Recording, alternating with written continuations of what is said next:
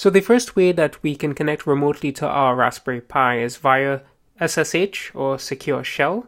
Essentially, this is a command line utility that allows us to connect to our Raspberry Pi where we would be logged in and we can perform instructions from the command line to control our Pi. So before we get going, the first thing we'd need to do is make a note of the IP address that was assigned to us when our Pi connected to our network.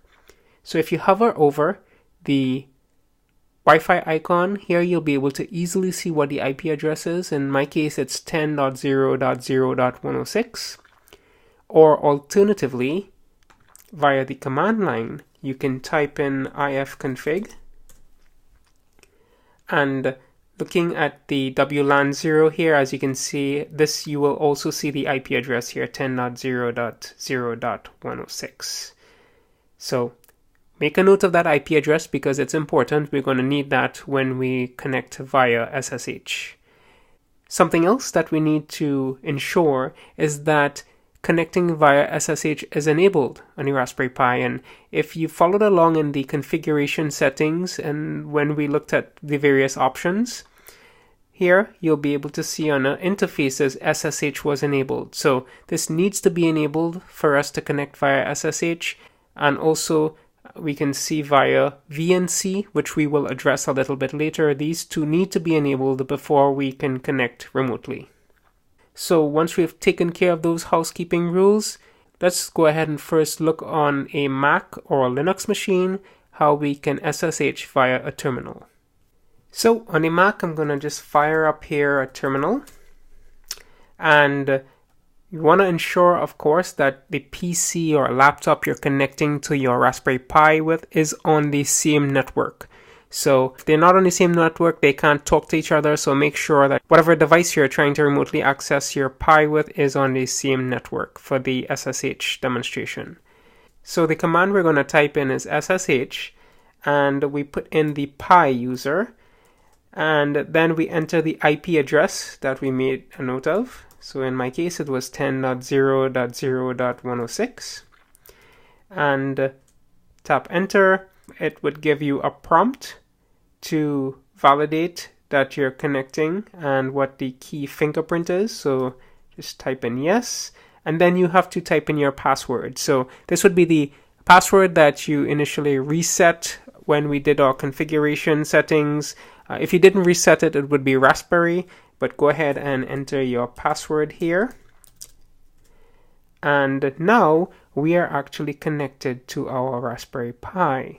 So we can take a look at the file system. This is the file system that's on the Pi, and now that we're connected via SSH, we can actually run commands on the Pi and control our Pi just as if we were physically connected via the keyboard that's connected to the USB slot of the Raspberry Pi. So it allows us to administratively control the Pi and work with it and in a very, very powerful way using Linux on the command line. So that essentially is the SSH connection from our Mac. We can copy files, delete files, start and stop processes, and so on, install software, and we have full reign to do whatever we need to do via the command line. This is, of course, because the Pi user has privileges to be able to run and execute commands on your Raspberry Pi. Now let's take a look from Windows. If we're on a Windows machine and we're trying to connect via SSH to our Raspberry Pi, how do we accomplish this? Well, what we can do is we can download a client called PuTTY, and it's freely available. If you open up a browser and you Google PuTTY,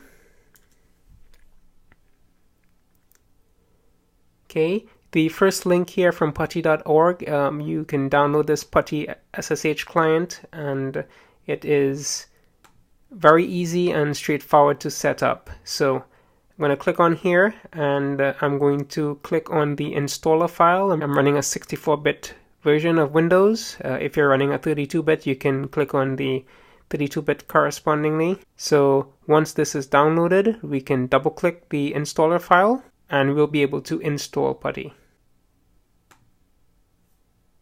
Here the installer comes up. We're just gonna hit next.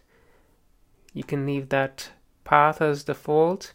If you want to add a shortcut to your desktop, you can go ahead and select that and click on install. So you would get a prompt to allow the installation, and you're done. So that's it. It's fairly straightforward. And now we can proceed to fire up PuTTY. And here we need to enter the IP address of our Raspberry Pi. So I'm going to enter 10.0.0.106, which is my IP address. You enter yours accordingly. Make sure that SSH is checked on port 22. Click on open. Of course, it will give you a security alert for the very first time for you to accept the fingerprint. So go ahead and click on yes.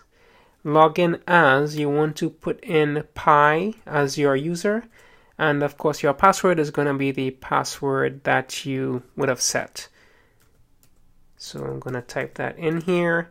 Notice as you're typing in the password, you actually don't see the prompt moving. That's just how the PuTTY client is. But when you're done entering the password, hit enter, and voila! Now we're connected to our Raspberry Pi. So I can execute my commands here. I can do a pwd, I can do an ls, and I can see the files that are on there and so on. So from Windows, I'm able to remotely access my Raspberry Pi via SSH. Now I'm at the command line and I can execute instructions on my Raspberry Pi.